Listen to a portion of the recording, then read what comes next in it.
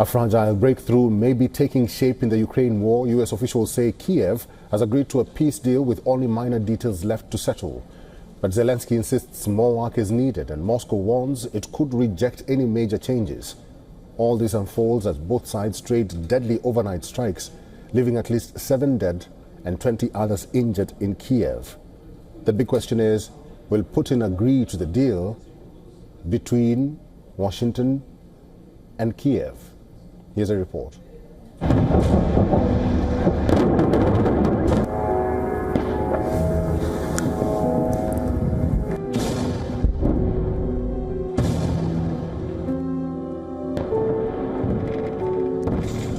Ballistic missiles and drones paint the Kiev night sky with destruction, tearing through residential areas. Air defenses scrambled, but the damage was done.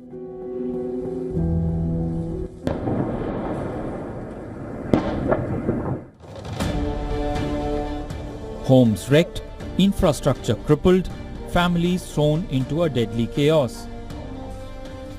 The loss of lives is becoming a daily nightmare for Ukraine. I'm still in shock. What can I tell you? Because I can't believe that this is all real. We understand that we live in a war, that this happens every day. But when you see it like this, you experience it. It's just horror. The walls have been knocked down. The panels are standing, not even supported. We need to do something so that they don't fall on anyone's head. But anyway, thank God. It's good that I'm alive. It's not just Russians. The Ukrainian military has also sharpened its attacks. A Russian oil refinery in Krasnodar region and an oil terminal in the Black Sea was hit by Ukrainian drones. American and Russian delegations are holding talks in Abu Dhabi. The push follows intense negotiations in Geneva, where US and Ukrainian officials have tried to rewrite Washington's 28-point plan after an outrage in Kiev and Europe that it tilted too far towards Moscow's demands. Zelensky is seeking an urgent audience with Trump.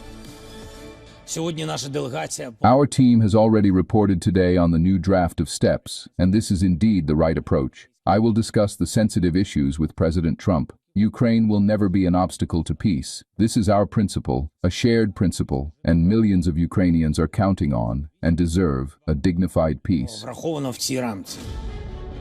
The White House says there are points of disagreement and warns that the current flow of Western weapons and intelligence to Ukraine is not sustainable forever. Moscow, meanwhile, remains firm that it will decide on its next move once the plan is presented to it. The key aspects of Trump's plan are based on understandings reached in Anchorage at the Russian-U.S. summit in August this year. These principles are largely reflected in the plan, which we welcomed. Zelensky is caught in the middle. Publicly, he vows not to accept any deal that looks like capitulation. Privately, he faces a brutal equation of shrinking stockpiles, devastated cities, and mounting pressure from Washington to sign the deal. Bureau Report, WION World is One. Mr. Ben Aris is the founder and editor-in-chief of BNE IntelliNews and also former Moscow bureau chief for the Daily Telegraph. Is now joining us live on this broadcast. Mr. Aris, it's good to see you. Let's just talk about the latest event that has happened right now. We do understand that a U.S. official has said that Ukraine has agreed to the deal. But I just want to understand from you, what is at stake here? Because Russia has not conclusively said that it is affirming to the deal. It is taking time to confirm. Yeah, I think we need to be a little bit cautious here because it's actually very early days. The officials saying Zelensky's agreed to the deal, but there's actually 3 different versions of it in circulation. There's the original 28-point plan that was generated by the White House in Geneva at the weekend. That was cut back to 19 points. Various controversial things like the territories discussion were taken out. And then von der Leyen from the EU, she's just floated a new EU-sponsored 24-point version. And Zelensky could be alluding to any one of these, or the Ukrainians may even have their own version. The second thing to consider is that, he's accepted the deal, but he still needs to go and meet with Trump, which the Ukrainian side is saying they hope that will happen this week, in order to get a definitive agreement between Ukraine and America.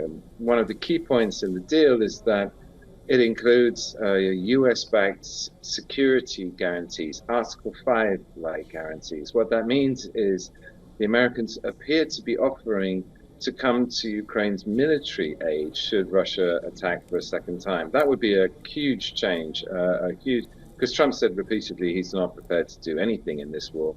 And if they're willing to come and fight shoulder to shoulder in the wheat fields of Donbass with Ukrainians in the event of a second Russian attack, that would be a big step forward. And so Zelensky needs to nail that one down. And if he's agreed to the EU version, then that contains multiple points that are immediate deal killers for the Kremlin.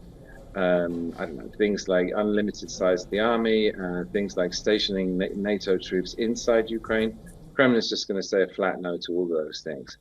And then finally, the whole deal needs to be put in front of the Russians. This is not a final version, because when the EU, Ukraine, and the US finally come up with their agreed version, they need to sell it to the Russians. And there's going to be a long conversation there. Both Lavrov, the foreign minister, and Ushakov, the foreign policy advisor, has said all of the changes that they've seen in just the last few days are unacceptable. They've strongly hinted that they will reject anything except the very first version, which Lavrov said was largely in line with the talks that Putin and Trump had in Alaska.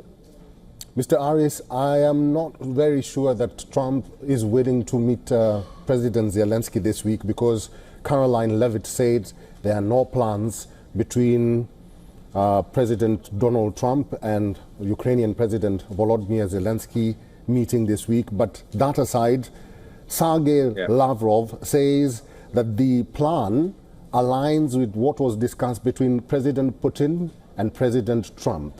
What do you think, or what do you make of his statement? I think that's probably true.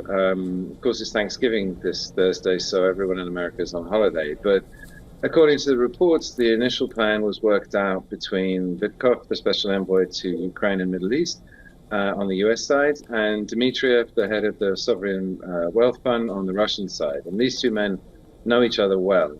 And then that was leveraging on the extensive discussions that Putin and Trump had in Alaska. And so I think part of that discussion between the two of them was, a deep dive or an attempt to sketch out a working plan that that Russia and the States could accept. I mean, one of the telltale signs of it coming from Alaska is that the 28-point plan is full of mineral deals, joint, Russian, US investment funds. And this is all the business stuff that Trump's been pushing for and that Putin's been dangling in front of Trump. I mean, after the Alaska deal, Putin immediately signed a decree that would allow ExxonMobil, the American oil major, to re-enter business in Russia. So, it has Dmitriev's fingerprints all over it, has Putin's fingerprints all over it. But if they've changed it, and the 19-point plan that came out after talks with the Europeans is full of deal killers, and according to the Ukrainian signs, nearly every clause has been rewritten or changed.